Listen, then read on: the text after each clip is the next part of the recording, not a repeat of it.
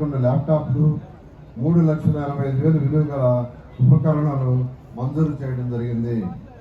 పరిశ్రమల శాఖ జిల్లాలో 42 భారీ పరిశ్రమలు 41,000 కోట్ల రూపాయల పెట్టుబడితో 19,000 మంది ఉపాధి కల్పనతో స్థాపించబడినవి.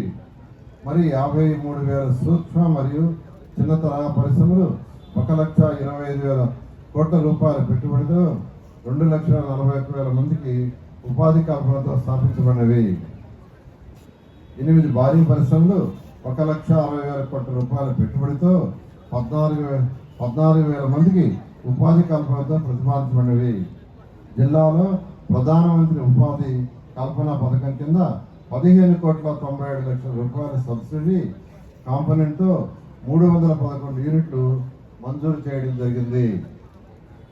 ఆత్మకూరు నియోజకవర్గంలో నారంపేట వద్ద 173.67 ఎకరాలలో ఎంఎస్ఎంఈ పార్క్ అభివృద్ధి పరిచి ఔత్సాహిక పారిశ్రామికవేత్తల కొరకు 789 ప్లాంట్లు అందుబాటులోకి తీసుకురావడం జరిగింది.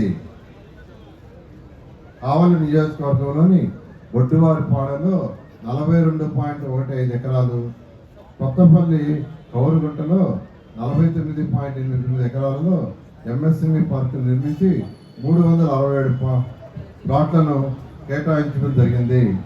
జిల్లా పరిధిలో ఇప్పటి వరకు 4,013 ఎకరాల భూమిని సేకరించి 29 పారిశ్రామిక వాడలుగా అభివృద్ధి పరిచి ఔత్సాహిక పారిశ్రామికవేత్తల కొరకు అందుబాటులో ఉంచడం జరిగింది.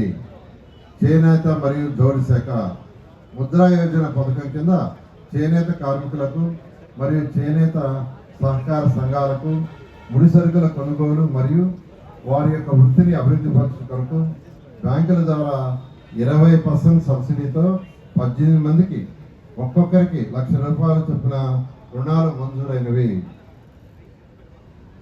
జిల్లాలో గుమ్మలదిబ్బ పాటూరు బ్లాక్ లెవెల్ చేనేత క్లస్టర్లకు 76 లక్షలతో ప్రాజెక్టు మంజూరై అందులో 86 మంది చేనేత కార్మికులకు 28 లక్షలు మొదటి విడతగా విడుదల చేయడం జరిగింది. జిల్లా నీటి యాజమాన్య సంస్థ మహాత్మా గాంధీ జాతీయ గ్రామీణ ఉపాధి హామీ పథకం ద్వారా 3,49,000 కుటుంబాలకు జాబ్ కార్డులు ఇవ్వడం జరిగింది.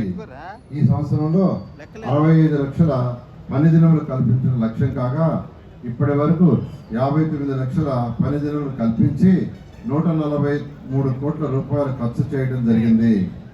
పండ్ల తోటల పెంపకం గాను 1,600 ఎకరాల్లో మొక్కల నాటుకు సంబంధించిన పనులు పురోగతిలో ఉన్నవి.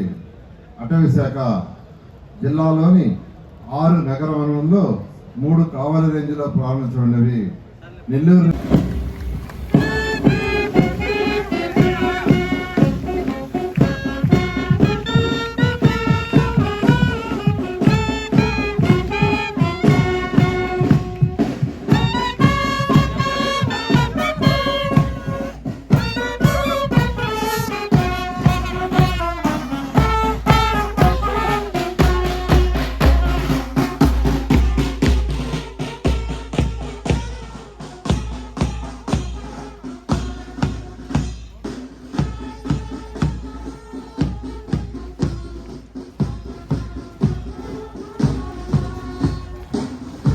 AR deputy superintendent of police అయినటువంటి శ్రీ ఎస్ చంద్రమోహన్ గారి సారథ్యంలో అద్భుతమైన పరేడ్ నిర్వహించినటువంటి